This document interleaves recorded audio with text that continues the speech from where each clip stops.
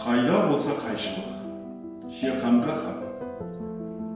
Қадірменді Шерхан, сен жақында елімізде болған бір жаңалық, жақсылық хабарға жұрт назарын өте дұрыс аудардың. Қазақтардың саны биыл 51%-ке жетіп, бар халықтың жартысынан асты. Сөйтіп, өз елінде халықтың басым көпшілігіне айналды. Бұл шынында да қуанарлық та мақтанарлық жай. Күні кеше 50-ші жылдардың аяғында қазақтар Қазақстанда бар халықтың 28% ғана болып, 1/3-іне де жете алмаған.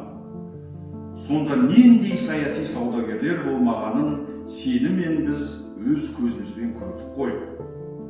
Қазақтар бар халықтың 1/3 ғана. Демек, жауапты кадрлардың да 1/3 ғана қазақтар болуы керек. Мәдениетте де, бар салада да сол 1/3 деген өлшем шектеу болды ғой.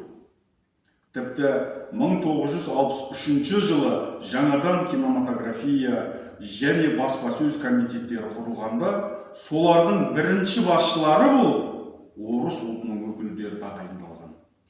Нағыз ұлттық, рухани дүниелердің бастауында қазақша білмейтін адамдар отырды.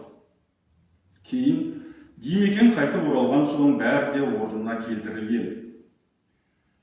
Міне, сол өткенмен салыстырып, саған қарап, соған қарап, бүгінгі күнді дұрыс бағалай аламыз. Ал енді, Шерхан, осы қуаныштың баянды болуын ойласақ, көңілге бір қобалжу кіреді. Демографтардың соңғы дерегіне қарағанда, 1958-1959 жылдары 16-49 жас арасындағы қазақ әйелдері жылына 1000 адамға шаққанда 220 нәресте туған болса, 1995 жылы осыншама әйел анадан 90 сәби ғана дүниеге келіпті.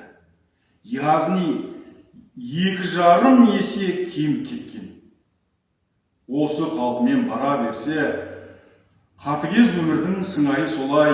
Онда Тәтімов айтқандай, 21 ғасырда қазақ халқы табиғи өсімін таза тоқтатты.